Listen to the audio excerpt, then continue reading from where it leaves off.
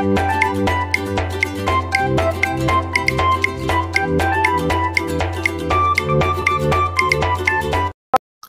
আলাইকুম বন্ধুরা, সবাই কেমন আছেন?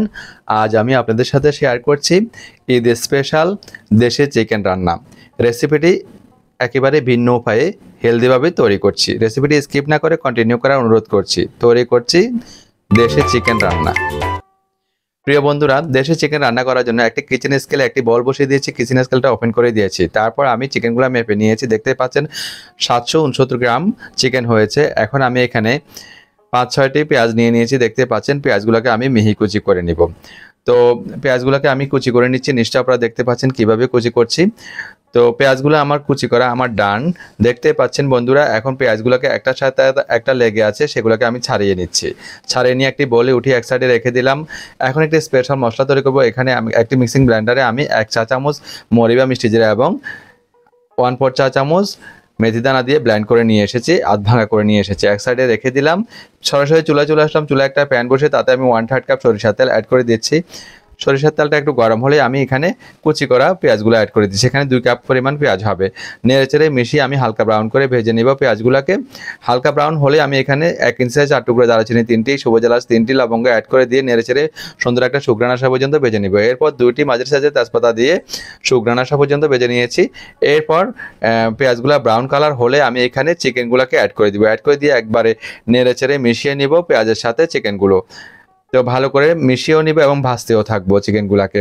তো এখানে কুকও হতে থাকবে চিকেনটি, আবার ভাজাও হয়ে যাবে। এখন আমি স্বাদ মতো লবণ দিয়ে দিচ্ছি। 1/2 টেবিল চামচ লবণ অ্যাড করে দিয়েছি। হিমালয়ান পিঙ্ক সল্ট ব্যবহার করেছি, আপনারা চাইলে সাদা লবণটা ব্যবহার করতে পারেন। নেড়ে ছেড়ে মিশাতে থাকবো এবং ভাজতে থাকবো।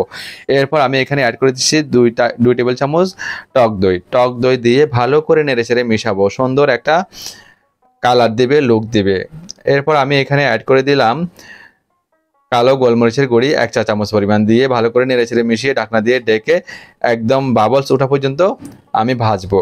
বাবলস উঠে গিয়েছে আর ভালো করে নেড়েচেড়ে মিশিয়েও দিচ্ছি। দেখতে পাচ্ছেন বাবলস ওঠার পরে আমি এখানে অ্যাড করে দিব আদা বাটা 1 টেবিল চামচ এবং রসুন বাটা 1 টেবিল চামচ অ্যাড করে দিয়ে ভালো করে নেড়েচেড়ে আদা রসুনের কাঁচা গন্ধটা চলে যাওয়া পর্যন্ত ভেজে নিব। এরকম ভাজতে ভাজতে দেখবেন এক পর্যায়ে চিকেনটা ভাজা হয়ে যাবে এবং কুকও হতে থাকবে।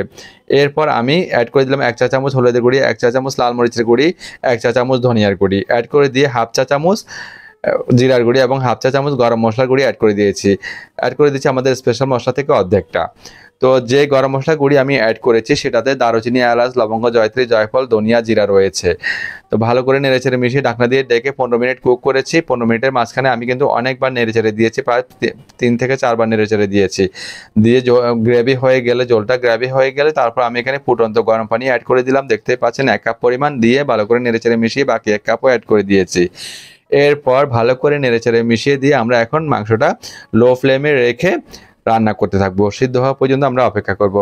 এর মাঝে একবার ঢাকনাটা আমি খুলবো। দেখতে পাচ্ছেন তেলটা ছাড়তে শুরু করেছে এবং লবণটা ছেঁকে দেখবো। লবণটা আরও লাগবে, আরও 1/2 চা চামচ লবণ আমি এখানে অ্যাড করে দিলাম। দিয়ে ভালো করে নেড়েচেড়ে মিশিয়েও দিলাম। মিশিয়ে দিয়ে ঢাকনা দিয়ে ডেকে আরও 20 মিনিট কুক করব। 20 মিনিট পর আমি ঢাকনাটা খুলেছি। এর মাঝে 2 থেকে 3 বার নেড়েচেড়ে দিয়েছি। দেখুন চিকেনটা আমি দেখতে পাচ্ছেন, আপনাদের দেখালাম খুব নরম তুলতুলেভাবে সিদ্ধ হয়ে গিয়েছে। এখন আমরা বাকি যে স্পেশাল মশলাটা রেখেছি সেটাকে আমি অ্যাড করে দিয়ে একটু নেড়েচেড়ে মিশিয়ে নিব এবং হাত দিয়ে একটু জলসে দিব। জলসে দিয়ে ঢাকনা দিয়ে ঢেকে দিব। ডেকে আরও 5 মিনিট আমি কুক করব লো ফ্লেমে। এতে করে মশলার গ্রানটা ইনটেক থাকবে। তো আমি চুলার বন্ধ করে চুলা থেকে নামিয়ে গরম গরম পরিবেশন করে দিলাম ঈদের স্পেশাল চিকেন রেসিপিটি। অবশ্যই বাসায় ট্রাই করবেন। আর সবাইকে ঈদের শুভেচ্ছা জানিয়ে এখানে বিদায় নিচ্ছি। সবাই ভালো থাকবেন, সুস্থ থাকবেন। আল্লাহ হাফেজ।